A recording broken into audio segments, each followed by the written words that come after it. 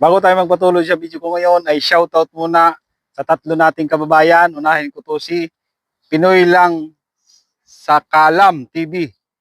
Shoutout ko, sana maselect na po ako. Still waiting po ako, boss.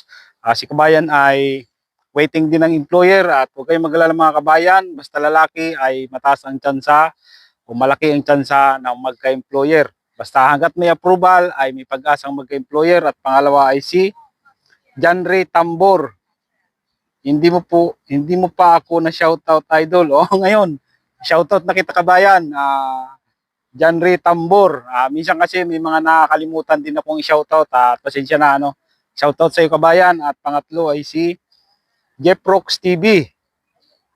Loads about pala sa mga benefits na makukuha after 4 years. 4 years and 10 months kabayan hindi 4 years and 9 months. 4 years and 10 months, paano pala kapag nasincere ka na employer, makukuha mo pa din ba yung mga benefit mo doon sa first contract o madadagdagan lang hanggang sa matapos uli yung sincere? Sana magawan mo ito ng content, Lods. Salamat sa sagot, Lods, at pa-shoutout din uli sa next video. Ganito yung kabayan.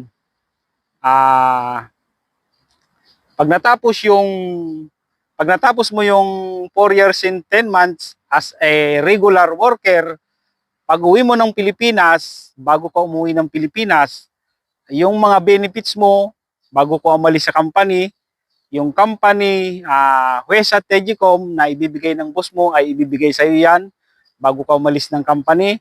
At yung Tegicom at saka yung dalawang benefits yun, yung makukuha nyo sa airport makukuha. Tapos yung 400 na galing sa Samsung, ito ay kinakaltas sa inyo kapag first time nyo dito sa South Korea. 3 months itong kinakaltas at ibabalik sa inyo yung 400,000 won na kinaltas sa inyo at yun ay tumutubo. Pagkatapos ng 4 years and 10 months, ay makukuha ninyo ang inyong benefits sa loob ng pinagtrabahunan nyo dito sa South Korea.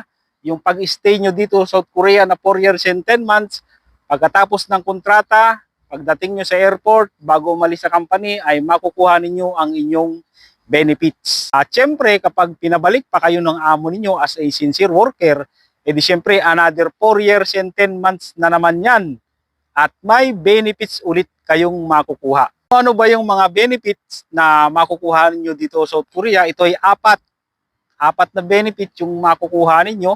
Ang una ay ang Cookmin.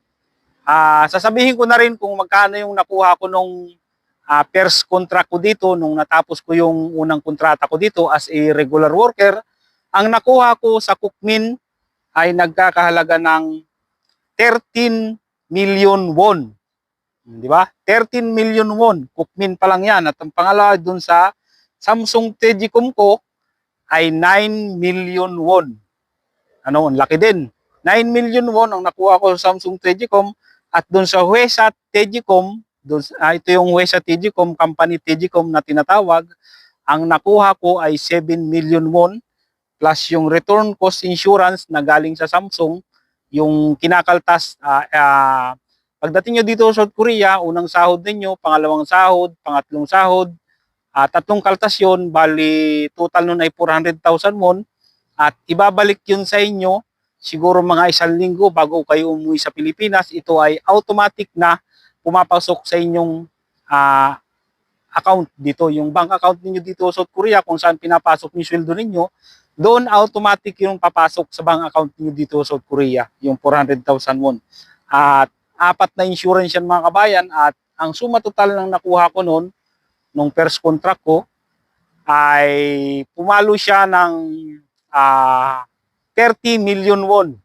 Suma total nun sa peso ay 1.2 million pesos. Grabe, no? Benefits pa lang yun, 1.2 million pesos. Ibig sabihin, kahit wala kang ipon, uuwi kang milyonaryo sa Pilipinas. Pag hindi ninyo tatapusin yung 4 years and 10 months, palagay nating 3 years lang yung tatapusin ninyong kontrata dito, ay syempre, hindi pareho ng benefits ng 4 years and 10 months yung 3 years.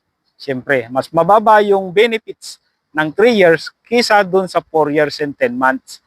At ang alam ko dito sa South Korea, makakakuha ka ng benefits sa company kapag ikaw ay naka 1 year sa company. Doon sa mga tinatamad mag-aral ng Korean language dahil malayo pa ang exam next year pa, baka next year doon sa mga tinatamad mag-aral ng Korean language, ito yung gawin ninyong inspirasyon.